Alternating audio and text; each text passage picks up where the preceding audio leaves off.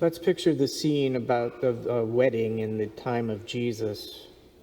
We hear about the bridegroom coming back home with his bride, by the way, after a 3-day celebration.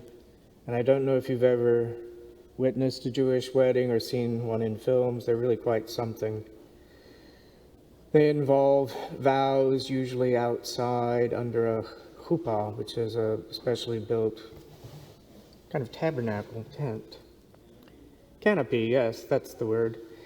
And there's a contract, a covenant of marriage signed.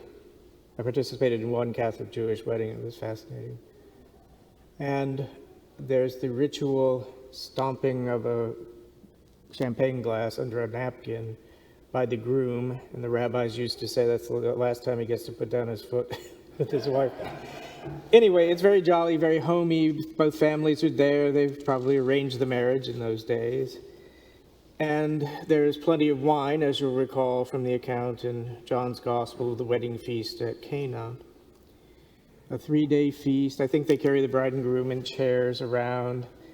Very delightful kind of celebration. And then at the end, after 3 days, the new husband would bring his wife, his bride, back to his parents' house, where they would live from then on, and eventually inherit the house, probably a farmhouse, and carry on with their parents' property until their own children would inherit it when the young couple eventually grew old and passed away. So the final act in this 3-day celebration is the return of the bridegroom with his bride to his family home. And it's done with great rejoicing. I'm sure there's more food, and very sure there's more wine to have a festive event. And the role of the bridesmaids, or they're called here virgins, was to light the way to the house. It's night now. This was a rather large wedding, we can tell, because in the parable, Jesus speaks of 10 bridesmaids. That's a pretty big wedding.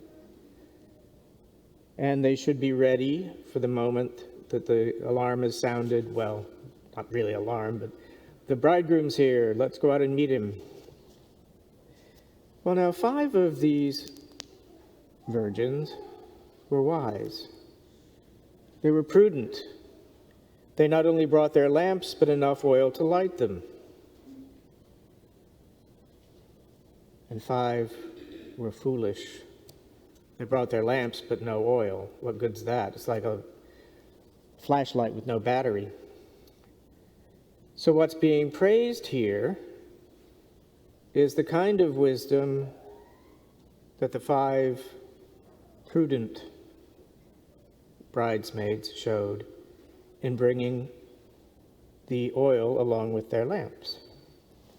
In reflecting on this, it dawned on me that the same root word, providere, in Latin, gives us both prudence and providence.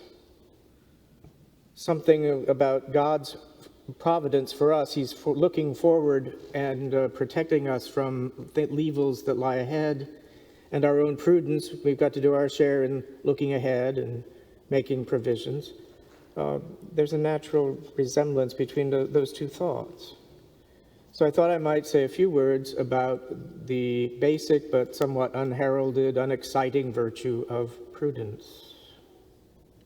It is a kind of wisdom.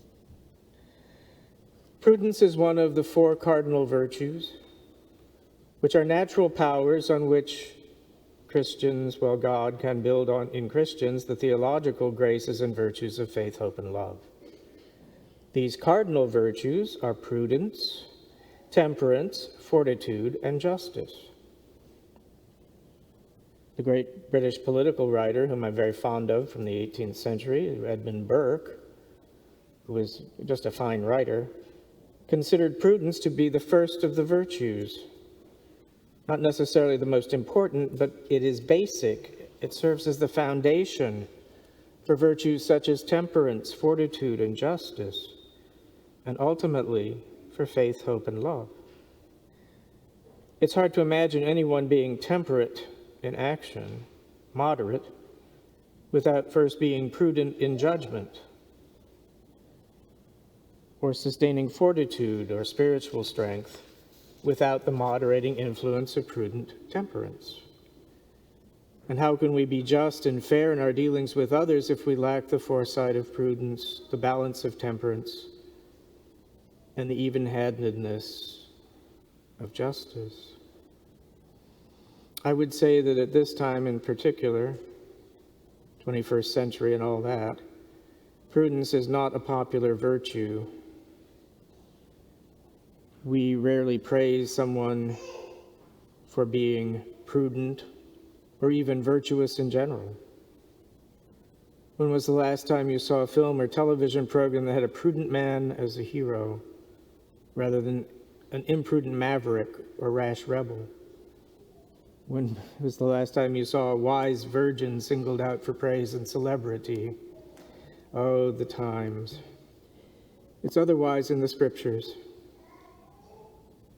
In the parable today, Christ clearly praises the wise and prudent maidens and mocks the imprudent and foolish.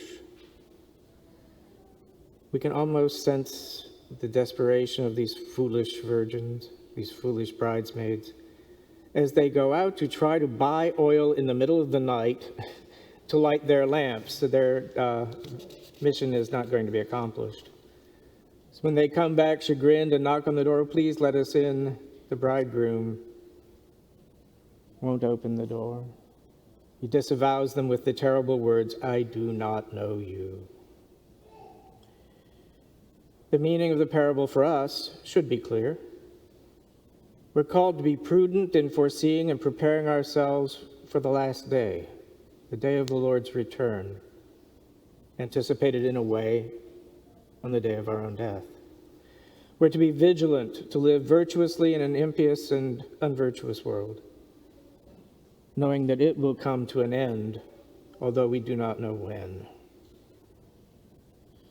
There's wisdom in prudence and folly in its absence. Like the 5 wise maidens, let's keep our lamps filled with the oil of virtue, kindled with the good works that the Lord has sent us to perform, so that we will be ready to meet the bridegroom when he comes.